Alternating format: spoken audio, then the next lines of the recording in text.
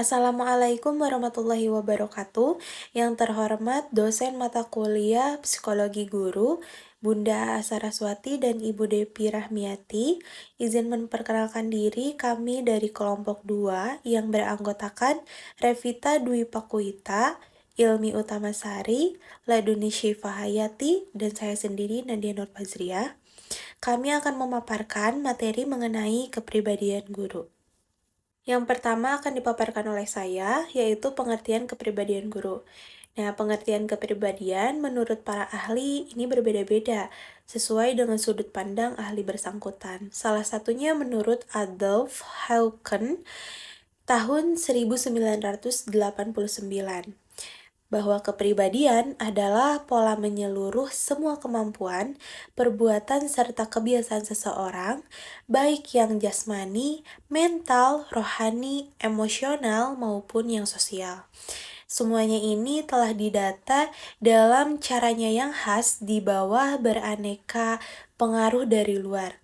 Nah, pola ini terwujud dalam tingkah lakunya, dalam usahanya menjadi manusia sebagaimana dikehendakinya. Nah, kepribadian guru ini terkait dengan kerja profesionalnya sebagai guru. Sebagai guru harus memiliki pribadi yang disiplin, arif, dan berwibawa. Hal ini penting karena masih sering kita menyaksikan dan mendengar peserta didik yang perilakunya tidak sesuai bahkan bertentangan dengan sikap moral yang baik. Contohnya, merokok, rambut dicat, bolos, dan lain sebagainya. Nah, dalam pendidikan, mendisiplinkan peserta didik ini harus dimulai dari pribadi guru yang disiplin, arif, dan berwibawa. Nah, guru harus mampu mendisiplinkan peserta didik dengan kasih sayang, terutama disiplin diri. Disiplin harus ditunjukkan oleh guru untuk membantu peserta didik menemukan dirinya, mengatasi atau mencegah timbulnya masalah disiplin, dan berusaha menciptakan situasi yang menyenangkan bagi kegiatan pembelajaran. Kemudian kepribadian yang sehat. Nah, tanda-tanda kepribadian yang sehat diantaranya dikemukakan oleh Gordon Allport dan kawan-kawan dapat dipaparkan sebagai berikut. Yang pertama, orang yang berkepribadian sehat adalah orang yang matang. Nah, dengan kematangan ini, seseorang itu mampu bersikap lebih rasional dan bijak sehingga perilakunya membuahkan manfaat positif bagi kehidupannya. Yang kedua, orang yang berkepribadian sehat adalah orang yang berfungsi sepenuhnya. Nah, agar dapat berfungsi sepenuhnya ini, seseorang harus mampu melakukan aktualisasi diri untuk mengembangkan seluruh potensinya, dan untuk itu ia membutuhkan penghargaan positif dengan persetujuan dari orang lain, yaitu berupa kasih sayang dan cinta, sehingga ia mendapatkan kepuasan dari dirinya.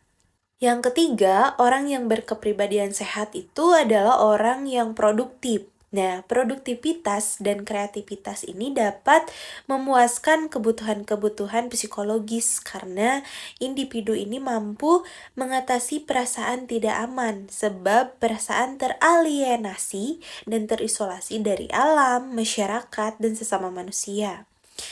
Dan yang keempat, orang yang berkepribadian sehat adalah orang yang mengaktualisasikan diri. Nah, aktualisasi diri merupakan anak tangga tertinggi dari tingkat kebutuhan manusia, mulai dari kebutuhan fisiologis, rasa aman, memiliki dan cinta, kemudian kebutuhan akan penghargaan. Nah, aktualisasi diri ini sebagai perkembangan yang paling tinggi dan penggunaan semua bakat serta pemenuhan semua kualitas dan kapasitas individu. Bismillahirrahmanirrahim. Assalamualaikum warahmatullahi wabarakatuh. Perkenalkan, nama saya Ilmi Utamasari, NPM 185060116. Di sini saya akan menjelaskan mengenai perkembangan kepribadian guru. Kepribadian adalah sesuatu yang abstrak sukar dilihat atau diketahui secara nyata. Yang dapat diketahui adalah penampilan atau bekasnya dalam segala aspek kehidupan. Misalnya, dalam tindakan, ucapan, caranya bergaul, berpakaian, dan dalam menghadapi persoalan atau masalah. Ada 3 faktor yang menentukan dalam perkembangan kepribadian, yaitu yang pertama, faktor bawaan. Unsur ini terdiri dari bawaan genetik yang menentukan dari fisik primer, warna mata, dan kulit. Selain itu juga kecenderungan dasar, misalnya kepekaan, penyesuaian diri. Lalu yang kedua ada faktor lingkungan. Faktor lingkungan seperti sekolah atau lingkungan sosial atau budaya seperti teman, guru, dan lain-lain dapat dipengaruhi terbentuknya kepribadian. Lalu yang ketiga, interaksi bawaan dan lingkungan. Interaksi yang terus-menerus antara bawaan dan lingkungan menyebabkan timbulnya perasaan aku atau diriku dalam diri seseorang. Kepribadian guru terbentuk kata pengaruh kode kelakuan seperti yang diharapkan oleh masyarakat dan sifat pekerjaannya. Guru harus menjalankan peranannya menurut kedudukannya dalam berbagai situasi sosial. Tingkah laku atau moral guru pada umumnya merupakan penampilan lain dari kepribadian. Bagi anak didik yang masih kecil, guru adalah contoh teladan yang sangat penting dalam pertumbuhannya. Guru adalah orang yang pertama sesudah orang tua, yang mempengaruhi pembinaan kepribadian anak didik. Jika tingkah laku atau akhlak guru tidak baik, maka umumnya akhlak anak didik akan rusak, karena akan mudah terpengaruh oleh orang-orang yang dikaguminya, atau dapat juga menyebabkan anak didik gelisah, cemas, atau terganggu. Jika karena guru menemukan contoh yang berbeda atau berlawanan dengan contoh yang selama ini didapatnya di rumah dari orang tuanya. Baik, terima kasih. Sekian penjelasan dari saya. Assalamualaikum warahmatullahi wabarakatuh. Ada poin D, karakteristik kompetensi kepribadian guru dalam proses belajar mengajar. Menurut C.C. Wijaya, kemampuan kepribadian guru dalam proses belajar mengajar ditandai dengan beberapa indikator. Yang pertama, kemantapan dan integritas pribadi. Seorang guru dituntut untuk bekerja teratur dan konsisten, serta kreatif dalam menghadapi berbagai pekerjaan sebagai guru.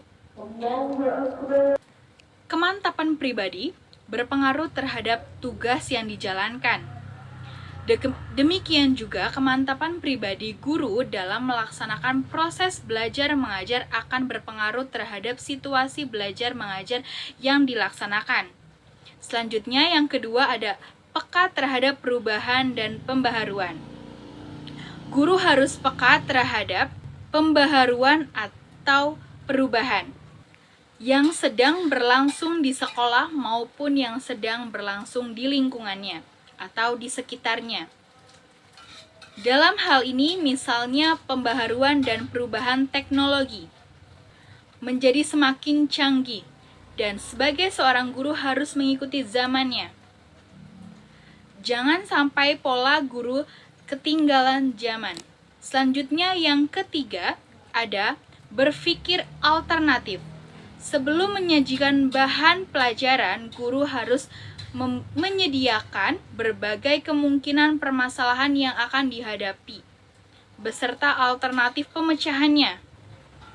Guru harus mampu memberikan berbagai alternatif jawaban atau memilih salah satu alternatif untuk memecahkan permasalahan dalam proses belajar mengajar. Selanjutnya yang keempat ada adil, jujur, dan objektif.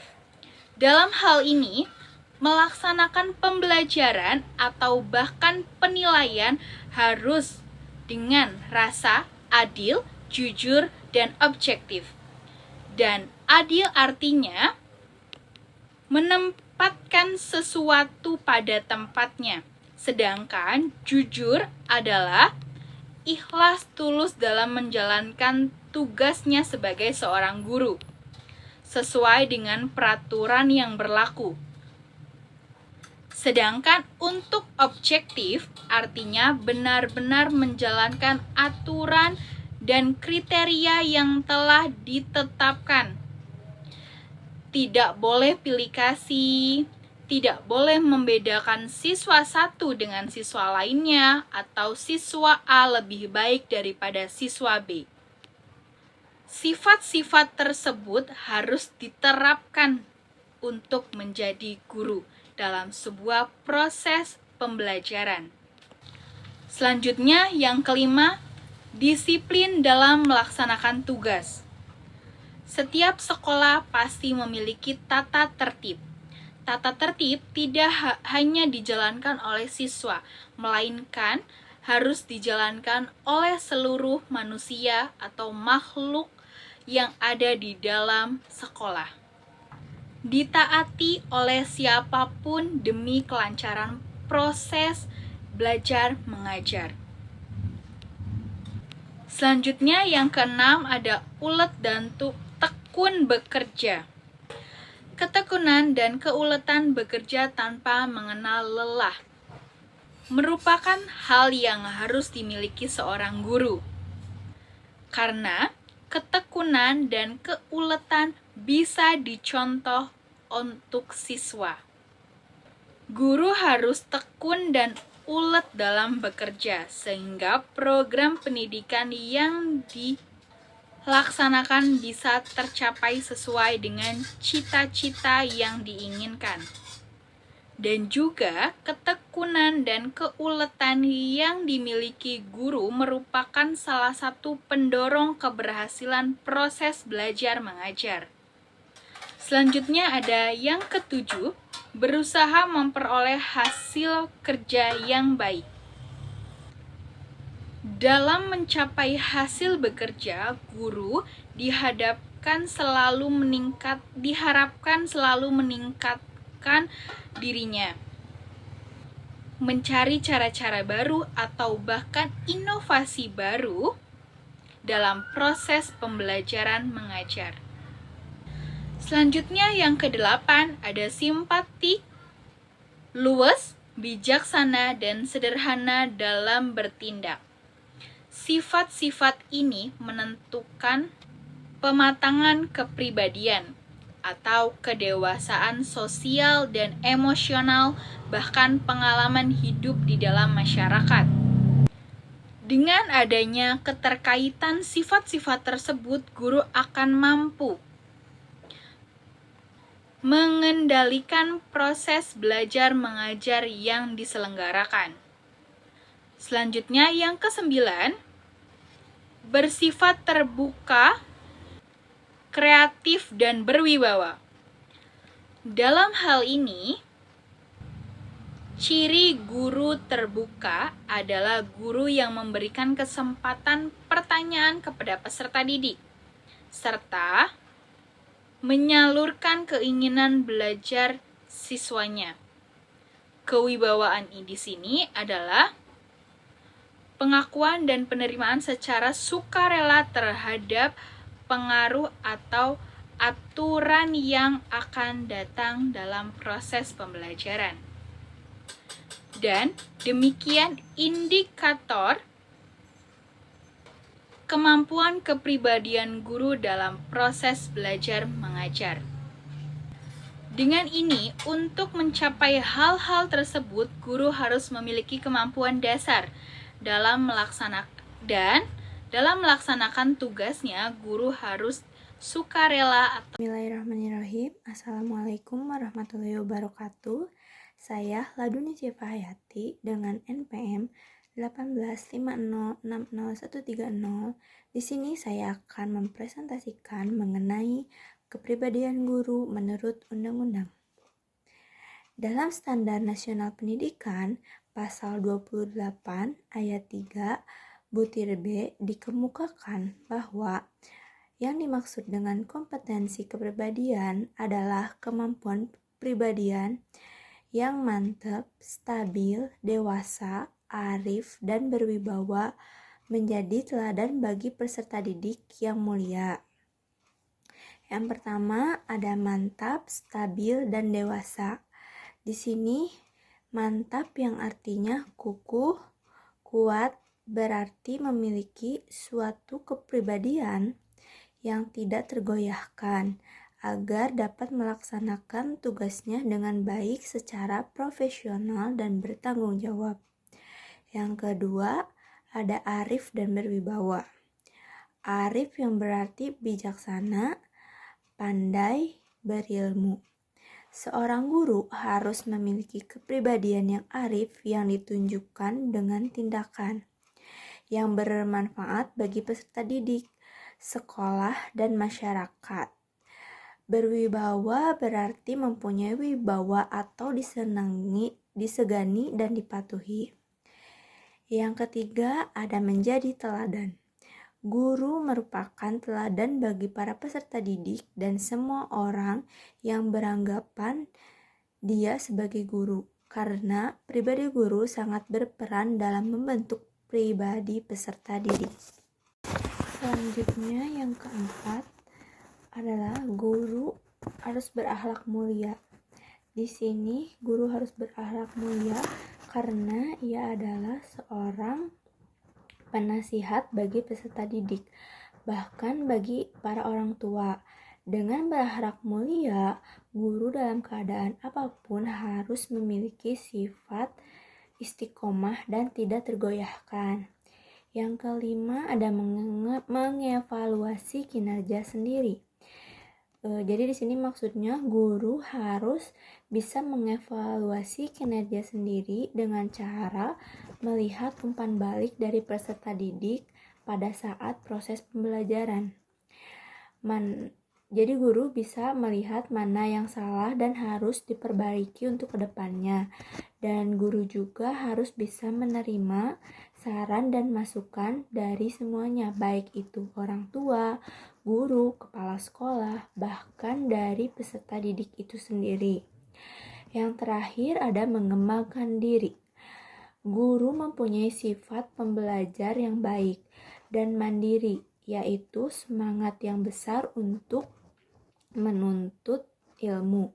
Jadi guru harus mengembangkan diri dengan kemampuan yang mereka punya, supaya semakin bertambah ilmu dan pengetahuannya, maka mereka akan menjadi profesional.